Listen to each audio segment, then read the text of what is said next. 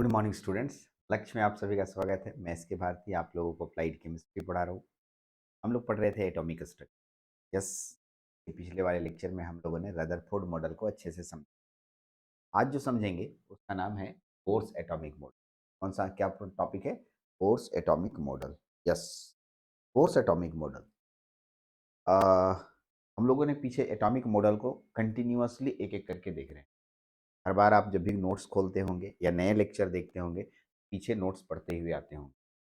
Obvious सी बात है, इसके पीछे अगर आप पेज पलट रहे होंगे अपने नोट्स का, तो आप उसमें देख रहे होंगे कि हमने आपको रदरफोर्ड मॉडल पढ़ाया है। Yes, exactly. तो आप सबसे पहले ये जानिए कि जो मैं अंतिम में लिखा था कि रदरफोर्ड मॉडल के कुछ दोष थे, कुछ ड्रॉबैक्स थे। यस, ड्रॉबैक्स की बात कर रहा हूँ। कुछ खामियां थी। क्या थी वो खामियां? क्या? तो उसने एक बात बताया था, ठीक है? उसने एक बात बताया था कि यदि इलेक्ट्रॉन जो है सर्कुलर ऑर्बिट में घूमेगा, तो घूमते घूमते अपना एनर्जी लॉस करेगा। एनर्जी लॉस करेगा तो धीरे धीरे उसका पाथ छोटा होगा और वो जाके न्यूक्लियस में डूब जाएगा। मतलब दूसरे साइंटिस्ट ने उससे ऐसा क्वेश्चन पूछा। इसके बारे में रदरफोर्ड कोई जवाब नहीं दे पाया। सोचा शायद ऐसा ही होना चाहिए। तो फिर बताइए रदरफोर्ड साहब कि इलेक्ट्रॉन सर्कुलरली कहाँ घूम, ऑर्बिट में कहाँ घूम रहा है? वो तो न्यूक्लियस में डूब गया आपके अनुसार से। वो इस बात का जवाब नहीं दे पाया।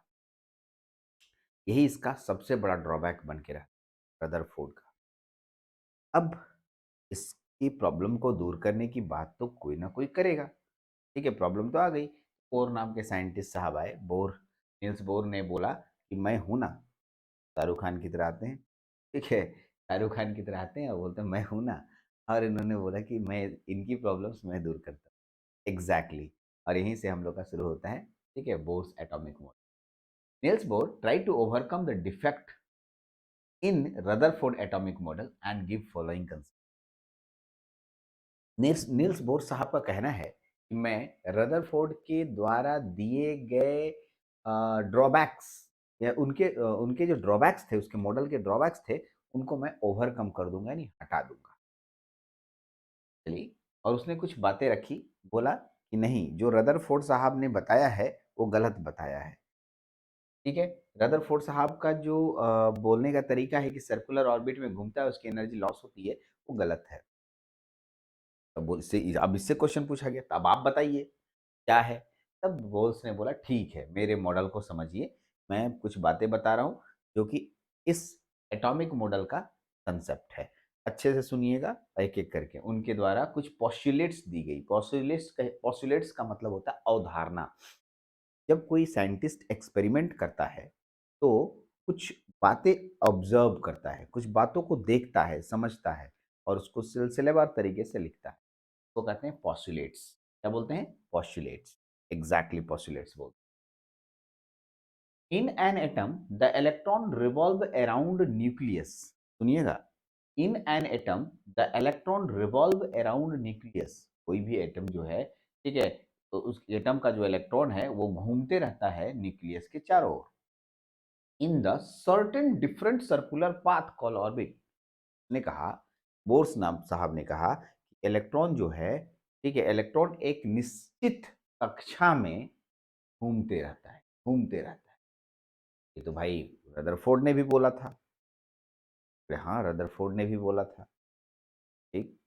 तो रदरफोर्ड लेकिन इसकी बाद की बात में वो नहीं बता पाया था, लेकिन ये बताया। चलिए क्या बोल रहा है? उसको ऑर्बिट कहते हैं, एक निश्चित कक्षा में घूम। दूसरा बात क्या बोल रहे हैं बोर साहब? Each orbit is associated with A definite energy. Each orbit is associated with A definite energy so that, ठीक है, ओके, यहाँ पर थोड़ा लगता है पॉइंट छूट गया है, मैं लिख देता हूँ पॉइंट्स में। Each orbit is associated with a definite energy so that these orbit are also known as energy level. इन्हें एनर्जी लेवल भी कहा जाता है या एनर्जी सेल कहा जाता है। पहला बात क्या बोला कि एक पर्टिकुलर कक्षा में दौड़ता है, इसे हम लोग ऑर्बिट कहते हैं। और हर एक ऑर्बिट, ठीक है, के पास एक खास ऊर्जा होता है। हर एक ऑर्बिट के पास अपना एक खास ऊर्जा होता है, एनर्जी होता है, ठीक है? उसे हम लोग, ठीक है, क्या बोलते हैं? एनर्जी लेवल बोलते हैं या एनर्जी सेल बोलते हैं, याद रखिएगा। जितनी कक्षाएँ होंगी, हर एक कक्षा का अपना-अपना ऊर्जा का स्तर होता है। ऊर्जा का स्तर, वो फिक्स ऊर्जा, फिक्स एनर्जी होती है, उसको कैलकुलेट करके दिखाएँगे आगे चल के। उन्होंने पहला बात बोला कि एक निश्चित पाथ पे घूमता है, उसे ऑर्बिट कहते हैं। दूसरा बात क्या बोला? हर एक ऑर्बिट यानी हर एक कक्षा का अपना ऊर्जा का स्तर होता है। 2 पॉइंट्स क्लियर हो गया। या पहला पॉइंट क्या बोला कि इलेक्ट्रॉन एक खास कक्षा में दौड़ते रहता है, इस कक्षा का नाम ऑर्बिट है। और जितनी कक्षाएँ होती हैं, हर एक कक्षा का अपना एक ऊर्जा का स्तर होता है। इसे अंग्रेजी में क्या बोलते हैं? एनर्जी लेवल बोलते हैं या एनर्जी सेल बोलते हैं। 2 बात याद हो गया? दूसरा पॉइंट आते हैं, ठीक है? इसी को देखिए, फोटो बनाएँ। ये N1, N2, N3, N4 ये एनर्जी लेवल्स कहलाते हैं और हर एक का अपना एनर्जी अलग-अलग होता है। पहले वाले का एनर्जी अलग होगा, दूसरे वाले ऑर्बिट का एनर्जी अलग होगा, तीसरे इस सबको ऑर्बिट कहेगा। K, L, M, N, O, P, Q, R, S बहुत बार पढ़े हैं, ये ऑर्बिट्स कहलाते हैं और हर एक ऑर्बिट्स के अपने एनर्जी लेवल अलग-अलग होते हैं। एग्जैक्टली आगे बढ़ रहे हैं। चलते हैं नेक्स्ट पॉइंट पे, तीसरा point. Out of infinite possible of orbit electron can only be present in those orbit in which its angular momentum is an integral multiple of h by 2 pi। थोड़ा सा लाइन बहुत बड़ा है, ठीक है? ये इतना को हम एक लाइन में बोलेंगे तो थोड़ा समझ में आ जाएगा, लेकिन एग्जैक्टली थोड़ा लाइन नहीं लिखेंगे तो अच्छा नहीं लगता है, ये बहुत सारे पॉइंट छूट जाते हैं, क्योंकि उन्होंने जो बात बोला हो तो मैं आपके सामने रखूंगा, लेकिन इतना लंबा चौड़ा। सुनिए, उनका जो एंगुलर मोमेंटम था, एंगुलर मोमेंटम आपने मैकेनिक्स में पढ़ रखा है या फिजिक्स में पढ़ रखा है। एग्जैक्टली एंगुलर मोमेंटम का फॉर्मूला होता है एम वी आर, ठीक है? ये मोमेंटम का फॉर्मूला एम वी होता है, तो एंगुलर मोमेंटम होता है एम वी आर, क्योंकि वो सर्कुलर पाथ पे घूम रहा है तो एंगुलर मोमेंटम होगा। इसका जो एंगुलर मोमेंटम होगा एच बाई टू पाई के का इंटीग्रल मल्टीपल, इंटीग्रल इंटीजर से बना है, इंटीग्रल इंटीजर का मतलब होता है पूर्णांक संख्याएं, तो इसका इंटीग्रल एच बाई टू पाई का इंटीग्रल मल्टीपल होता है। यानी एच बाई टू पाई में 1 रखेंगे, 2 रखेंगे, 3 रखेंगे, 4 रखेंगे, 5 इंटीजर रखेंगे, यानी एन की वैल्यू क्या रखेंगे? नंबर ऑफ सेल्स का बत इंडिकेट करेगा। और एन की वैल्यू पॉइंट में नहीं रखेंगे, पॉइंट में नहीं रखेंगे, एकदम फिक्स वैल्यू 1 2 3 4 5 6 7 8 ऐसे। और उसकी जो मान आएगा, उसका जो एनर्जी का वैल्यू आता है, वो एच बाई टू पाई का मल्टीपल, गुणक। अरे दो का पढ़ा पढ़े हो, दो दूनी चार, दूनी आठ, दूनी 16, तो दो के मल्टीपल बोलते हो। वैसे ही जैसे पहला कक्षा का एनर्जी निकाला, ठीक है, तो उसका आया एच बाई टू पाई। मान लो एच का, एच प्लैंक कांस्टेंट है और टू पाई से भागा दिए तो उसका जो मान आया। फिर जब हम दूसरा कक्षा दिए तो 2 गुना एच बाई टू पाई, तीसरा कक्षा दिए तो 3 गुना एच बाई टू पाई, चौथा कक्षा दिए तो 4 गुना एच बाई टू पाई। ऐसे करके हर एक कक्षा का अपना energy H by two pi के मल्टीपल होगा, जो उसके एंगुलर मोमेंटम के बराबर होगा, ठीक है? प्रत्येक कक्षा का, ठीक है, infinite electron can only present in those orbit, उस ऑर्बिट में इलेक्ट्रॉन उपस्थित होगा जहां पर जिसका angular momentum H by two pi के मल्टीपल, इंटीग्रल मल्टीपल के बराबर होगा। मतलब कहना क्या चाह रहा है, फिर से धीरे धीरे बोलता हूँ, आराम से समझिए, सेंटेंस ज्यादा है, बड़ा है। इलेक्ट्रॉन कहाँ पाया जाएगा ये बता रहा है तीसरा पॉइंट। मतलब इस मतलब मान लीजिए कक्षा घूम रहा है गोल गोल, चलिए यहाँ पर थोड़ा सा मैं बना देता हूँ, इसके पीछे में आइए ना, ये तो दिख रहा है। ये मान लीजिए कहाँ, यहाँ पर कहाँ बन रहा है, कहाँ मतलब इलेक्ट्रॉन पाया जाएगा? इस कक्षा में, इस कक्षा में, इस कक्षा में, इस कक्षा में, कहाँ पाया जाएगा? तो उसका कहना है कि देखिए इसका एंगुलर मोमेंटम निकलेगा, हम बोले हाँ निकलेगा angular momentum. Angular momentum H by two pi के मल्टीपल, जहां जहां जहां एच बाई टू पाई के मल्टीपल होगा एंगुलर मोमेंटम के बराबर होगा, उसी कक्षा में उसी जगह पर इलेक्ट्रॉन पाए जाने की संभावना है। बीच में कहीं इलेक्ट्रॉन नहीं पाया जाएगा।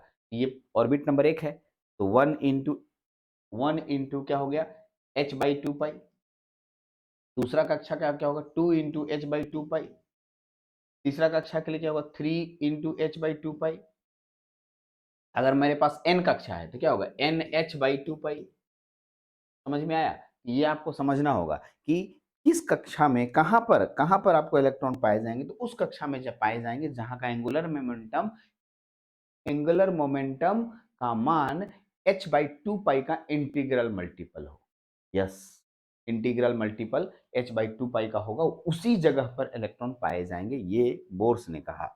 एग्जैक्टली चलिए, ये तीसरा पॉइंट हुआ, इसीलिए मैंने एक फॉर्मूला बना दिया, देख लीजिए। एक फॉर्मूला क्या बनाया वो देखिएगा।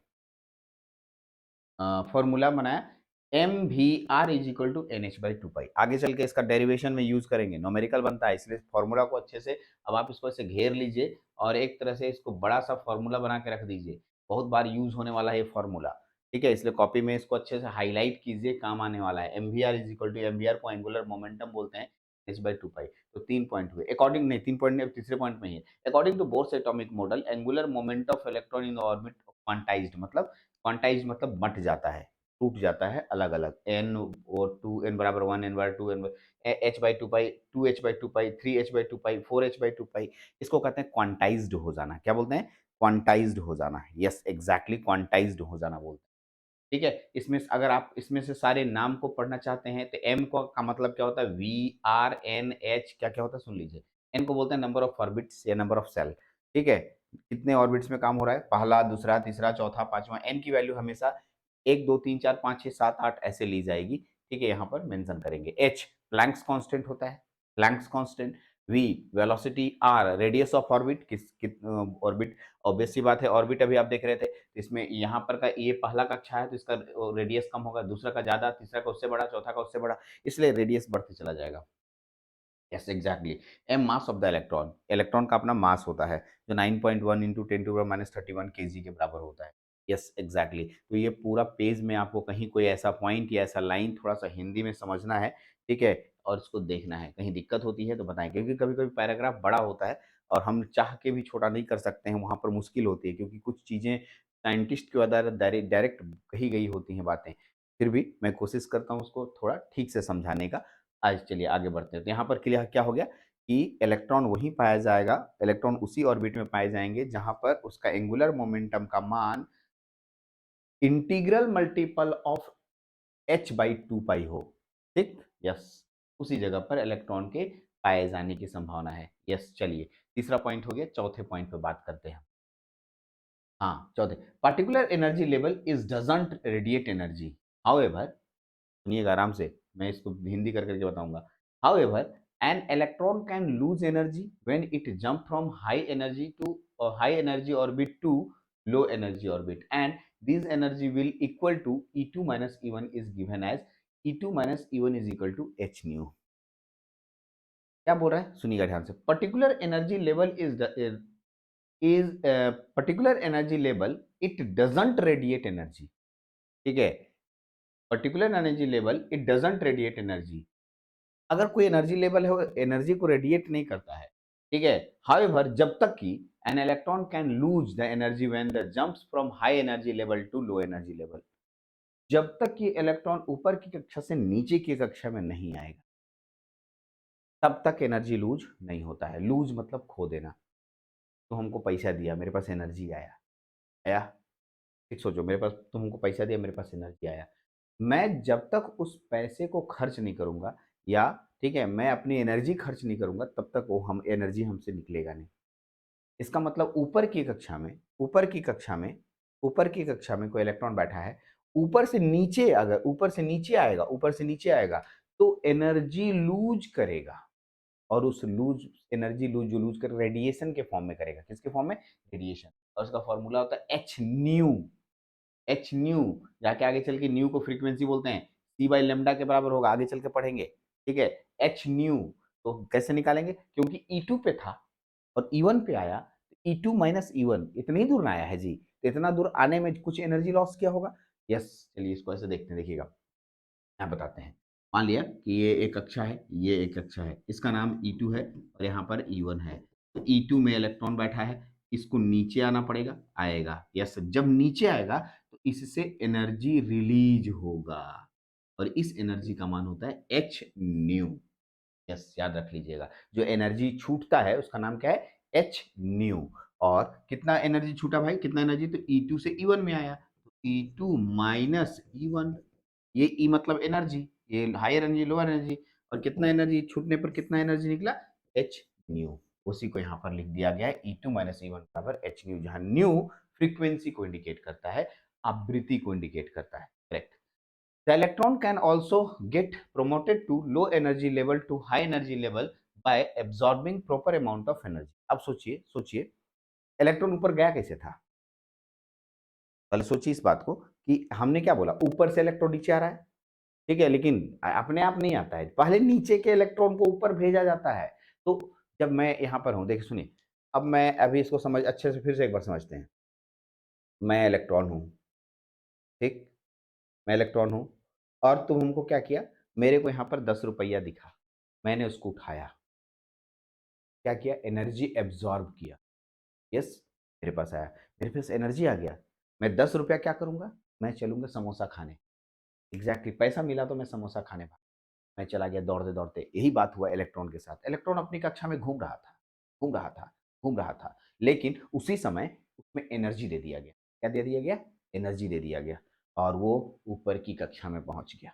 यस, ठीक है? तो एब्ज़ॉर्ब एनर्जी देने पे वह इलेक्ट्रॉन एनर्जी को एब्ज़ॉर्ब करता है और ऊपर की कक्षा में पहुँच जाता है, नीचे से ऊपर, करेक्ट? अब नीचे से ऊपर गया, तो अब ऊपर से नीचे भी आएगा। ऊपर से नीचे आने के दौरान रेडिएशन निकलता है और वो एनर्जी का मान है एच न्यू। याद रखिएगा, क्या नाम है? H new. Yes, H new आपको ध्यान रखना है। यानी sky radiations H E2 minus E1, ठीक है? जो कि कितना उस ऑर्बिट से उस ऑर्बिट में कितना एनर्जी रिलीज़ किया, वो एच न्यू के बराबर होगा। चलिए, इसको थोड़ा मिटा देते हैं, ये हमारे किसी काम का नहीं है। ये आपको समझाने के लिए बनाया था क्योंकि यही नोट्स कॉपी आपके उसमें जाएगा। ओके, यहाँ तक में कोई दिक्कत नहीं है, धीरे-धीरे फिर से हम आगे बढ़ रहे हैं। जहाँ पॉइंट दिक्कत होगी, द इलेक्ट्रॉन डज़न्ट गेन और lose energy to continuous manner but it in the form of small packets known as concept of quantization. सुनिए, ठीक है? एग्ज़ैक्टली, ठीक है? ये एनर्जी लूज़ या गेन नहीं करता है। कहता है क्या कि ये कंटीन्यूअस मैनर में एनर्जी गेन या लूज़ नहीं करता है, पैकेट के रूप में आते रहता है उसके पास एनर्जी। अभी मैं इलेक्ट्रॉन हूँ, मेरे पास अभी आया, ठीक? मैं ऊपर गया, फिर नीचे आया, फिर एनर्जी आया, मेरे को ऊपर गए, फिर नीचे आए, फिर मेरे में एनर्जी, मतलब हर छोटे-छोटे पैकेट्स के फॉर्म में एनर्जी आते रहता है, ठीक है? आगे चल के इसी को क्वांटा बोलते हैं या क्वांटाइजेशन, इसी से बना है, क्वांटा से बना है क्वांटाइजेशन, क्वांटा से बना है क्वांटाइजेशन। देखिए सुनिए, इसी में मैक्स प्लैंक के पास चलते हैं, थोड़ी-सी कहानी इसको हटाइए, मैक्स प्लैंक, ये बोर्स के साइंटिस्ट से हट के आगे बढ़ रहे हैं, दूसरे साइड में जा रहे हैं, समझाने के लिए। उसने क्या कहा, मैक्स प्लैंक ने, सूरज की रोशनी पृथ्वी में आ रही है, सूरज की रोशनी में ऊर्जा होती है और उस ऊर्जा का मान है E बराबर hc बाई लैम्ब्डा। क्या बोला था मैक्स प्लैंक ने? ई बराबर h c by lambda. Yes, और इसी को एच न्यू कहते हैं और ये, ठीक है, जो पैकेट्स के फॉर्म में आता है इसे क्वांटा कहा जाता है। क्या कहा जाता है? क्वांटा। याद रखिएगा, सूरज की रोशनी जो है हमारे पृथ्वी तक छोटे छोटे पैकेट के रूप में आती है। एक पैकेट की energy h c by lambda होती है, एक पैकेट की energy h c by lambda. इसी एच सी बाई लेमडा को एच न्यू बोलते हैं और इसी को क्वांटा कहते हैं। इसीलिए वर्ड बना है क्वांटाइजेशन। क्या बना है? क्वांटाइजेशन। ओके, ठीक है? तो क्योंकि वो छोटे-छोटे पैकेट्स के रूप में ऑर्बिट में चल रहे इलेक्ट्रॉन को मिलते रहता है, इसलिए इलेक्ट्रॉन ऊपर की कक्षा में कूदते रहता है। ऊपर से नीचे आते रहता है, नीचे से ऊपर जाते रहता है। यस, ठीक है? इसका नाम है क्वांटाइजेशन। 5वाँ नंबर पढ़ते हैं, ठीक है? उसके बाद लोग देखते हैं आगे। एग्जैक्टली, 5वें नंबर पे क्या लिखा है पढ़िए, ठीक है? पढ़िएगा। इन an atom the centrifugal force acting on moving electron is balanced bye, ठीक है, attractive force between the nucleus and electron. एकदम इंपॉर्टेंट है और यही मेन पॉइंट जो है ना, यही मेन पॉइंट है ना, जो रदरफोर्ड के नियम को, जो ड्रॉबैक्स थे उसको दूर कर दिया था। बाकी और बातें हैं, रदरफोर्ड की पीछे 4 बातें उसको भी लिखनी पड़ेंगी एग्जाम में, लेकिन ये बातें, ठीक है? रदरफोर्ड क्या बोला था याद करो, रदरफोर्ड क्या चीज़ का जवाब नहीं दे पाया था। बोला कि तुम्हारा ऑर्बिट में इलेक्ट्रॉन घूम रहा है, तो घूमेगा, कोई दौड़ेगा तो एनर्जी लॉस करेगा, तो धीरे-धीरे उसका ऑर्बिट घूमते-घूमते एनर्जी खत्म हो जाएगा, गड्ढा में गिर जाएगा, मतलब न्यूक्लियस में चला जाएगा। बोला हाँ, ऐसा तो होगा, ठीक है, लेकिन ऐसा होता नहीं है। बोला हाँ, ऐसा तो होता नहीं है, तो जवाब नहीं दे पाया था। तभी क्या बताता है सुनिए, बोलता क्या है, रदरफोर्ड, क्या बहुत दिमाग लगाया, बोला कि नहीं, नहीं, ऐसा नहीं होता है। एक्चुअली में जब आप किसी सर्कुलर पाथ पे घूमते हैं, देख लीजिए, ठीक? कभी आप साइकिल चलाते हुए ऐसे घुमाए हैं साइकिल? या गिर जाते हैं क्या?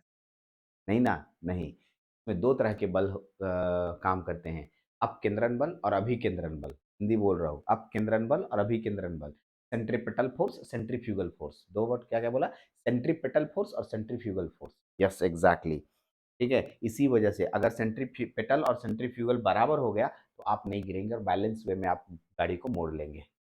सेंट्रीपेटल और सेंट्रीफ्यूगल फोर्स किसी भी कर्व पाथ में अगर आप गाड़ी चला रहे हैं, कर्व पाथ मतलब होता है तिरछा वाला सर्कुलर पाथ, तो वहाँ सेंट्रीपेटल और सेंट्रीफ्यूगल बराबर होगा तो आप कभी नहीं गिरेंगे, एकदम बैलेंस वे में। तो यहाँ पर भी इसी तरह का काम होगा। बताइए, ये ऑर्बिट है, ये ऑर्बिट है, ये ऑर्बिट है और ये न्यूक्लियस है जी। न्यूक्लियस में पॉजिटिव चार्ज है ना, प्रोटॉन के द्वारा। तो इसके द्वारा एक फोर्स अट्रैक्ट किया जाएगा इलेक्ट्रॉन को अपनी ओर खींचने के लिए, और ये दौड़ रहा है। इसके बाहर की ओर एक बल लगेगा, इसे कहते हैं सेंट्रीफ्यूगल फोर्स। क्या बोलते हैं? बाहर की ओर जो बल लगेगा इसका नाम है सेंट्रीफ्यूगल फोर्स। Yes exactly. और अंदर की ओर जो फोर्स लगता है उसको क्या नाम है? Electrostatic force. यस। ठीक है, तो यस, सेंट्रीफ्यूगल फोर्स का फॉर्मूला होता है mv²/r। सेंट्रीफ्यूगल फोर्स का फार्मूला होता है mv²/r। याद कर जाइए। ठीक है, mv²/r mass of electron, velocity of electron by का स्क्वायर, वेलोसिटी का स्क्वायर बाई आर, mv²/r। और ठीक है, इलेक्ट्रोस्टैटिक फोर्स पढ़े, दो चार्ज को गुना करने पे, दोनों के चार्ज को गुना कर दीजिए और उसके दोनों के बीच के डिस्टेंस के स्क्वायर के इनवर्सली प्रोपोर्शनल। तो जेड ई के, ये तो के तो कांस्टेंट है, प्रोपोर्शनल हटाइएगा तो। ठीक है, यहाँ देखिए इधर वाला फोर्स का मान हो गया mv²/r, सेंट्रीफ्यूगल फोर्स का मान हो गया, और इस फोर्स का मान हो गया k e Z e by r square. क्योंकि दोनों फोर्स बराबर था इसलिए मैंने दोनों को बराबर कर दिया। और आपको बताऊं, ये फॉर्मूला ना, और एक फॉर्मूला पीछे था mvr = nh/2 पाई, ये फॉर्मूला को एकदम ध्यान रखिए क्योंकि ये दोनों फॉर्मूला आपको पूरा न्यूमेरिकल बना देगा, पूरा न्यूमेरिकल बना देगा अगर अच्छे से समझ रहे हैं तो। ठीक, यहाँ पर देखिए इलेक्ट्रोस्टैटिक फोर्स लगा है, इलेक्ट्रोस्टैटिक फोर्स कूलम्ब्स लॉ का नाम सुने होंगे, वहीं वहीं से आया है। ठीक है, दो चार्ज, एक पॉजिटिव चार्ज और एक नेगेटिव चार्ज है, इन दोनों के बीच में, दोनों के बीच का डिस्टेंस r है, आर स्क्वायर के इन्वर्सली प्रोपोर्शनल होगा, दोनों चार्ज को मल्टीप्लाई करेंगे। ठीक है, और एक के जो है कांस्टेंट बनाया गया है, कांस्टेंट क्योंकि दोनों के बीच में प्रोपोर्शनल जब लगाते हैं, प्रोपोर्शनल हटाते हैं तो के लगता है। mv²/r बराबर k e Z e by r square. Exactly, formula बहुत अच्छे से याद रखिएगा। साथ साथ ये फॉर्मूला भी आपको याद रखना होगा, ई भी, ये वाला भी इससे अच्छा है, ये वाला mvr/nh/2 पाई। ये तीनों फॉर्मूला आपके पास दिमाग में होना चाहिए। ठीक है, तो ये पांच बातें जो उन्होंने दी, और यहाँ पर जब दोनों बैलेंस हो गया, सोचो दोनों बैलेंस हो गया, मैंने इधर खींच रहा है इधर खींच रहा है, तो मतलब अभी ये इलेक्ट्रॉन का एनर्जी लॉस नहीं होगा। अगर मान लो तुम्हारा सेंट्रीफ्यूगल फोर्स अंदर की तरफ और बाहर की तरफ बल बराबर हो गया तो तुम कभी नहीं गिरोगे, गोल गोल गोल गोल गोल गोल गोल गोल ऐसे घूमते रहोगे और कभी तुम गिरोगे नहीं। एग्जैक्टली, क्योंकि सेंट्रीपेटल फोर्स और सेंट्रीफ्यूगल फोर्स बराबर हो गया है। ठीक है यहाँ तक? ठीक है, एग्जैक्टली। अब मैं पूछ भी नहीं सकता हूँ क्योंकि आप मेरे सामने तो हैं, रिकॉर्ड हो रहा है वीडियो। यही क्लास में होते तो मैं 4 बार पूछता और बच्चे भी बोलते हाँ सर नहीं समझ में आया, दोबारा समझाइए, समझ में आ गया। फिर भी चलिए, मैं पूरी कोशिश कर रहा हूँ, किसी को 2 बार, किसी को 3 बार बोल करके समझाने का। तो उम्मीद है मैं एकदम कोशिश करूँगा कि आपको कहीं परेशानी नहीं हो। बस इतना ही मेरा काम है, यही मेरा वर्क है। चलिए इसको मिटाते हैं थोड़ा, ये काम का नहीं है। एक को मिटा देता हूँ, एग्जैक्टली। ठीक है, तो अब आपके पास क्या आया? ठीक है, यहाँ 5 पॉइंट आया, देख लेते हैं नेक्स्ट पॉइंट में क्या है। नेक्स्ट पॉइंट में नहीं है, ठीक है, एग्जैक्टली, अब न्यूमेरिकल है। अब यहाँ तक की पांच ही बातें उसने बताई थी अपने बोर्स एटॉमिक मॉडल में। यस। अब इसके बाद हम लोग, इस बोर्स ने एनर्जी निकालने का फॉर्मूला दिया, रेडियस निकालने का फॉर्मूला दिया, वेलोसिटी निकालने का फॉर्मूला दिया, इसी के फॉर्मूले से सारे चीज निकल गए। उसे पूछा गया, अच्छा ठीक है तो बताओ, हर ऑर्बिट का तुमने एनर्जी बताया, अलग अलग होता है, कितना होता है एनर्जी? तो एनर्जी निकाल के दिया। तो बताओ रेडियस कितना होता है, बताओ वेलोसिटी कितना होता है, उस सभी का कैलकुलेशन करके दिया। और हम लोग अगले लेक्चर में पूरा न्यूमेरिकल, पूरा डेरिवेशन उस पर बात करेंगे, पूरा बड़ा डेरिवेशन होगा, अच्छे से डेरिवेशन करेंगे और उससे रिलेटेड न्यूमेरिकल भी बनाएंगे, साथ साथ एग्जाम में आए हुए क्वेश्चनों को भी करेंगे। ठीक, यानी कि कौन कौन से इससे रिलेटेड क्वेश्चंस आते हैं उसको भी हम लोग यहाँ पर करेंगे। चलिए, उम्मीद है मैं पॉइंट्स को समझाया होऊंगा, और आप अगर नहीं समझे होंगे तो फिर व्हाट्सएप ग्रुप है, उस पर आए और हमसे डिस्कस। चलिए, तब तक इस लेक्चर में नहीं। Thank you.